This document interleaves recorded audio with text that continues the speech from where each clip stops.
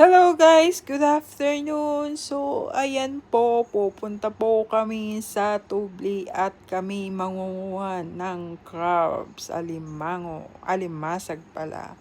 So, ayan po, kahit tirik na tirik po ang araw, alas 5 po ng hapon yan, sobrang tirik pa rin ang araw dahil summer na po dito sa amin.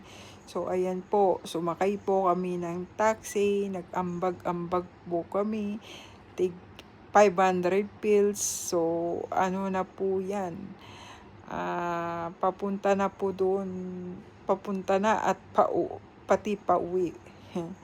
So, ayan po, pupunta po kami ng Tublay para manguha ng alaan at alimasag. So, may pangulam na po kami sa 10 araw. Sana hindi naman po kami ma-high blood niyan.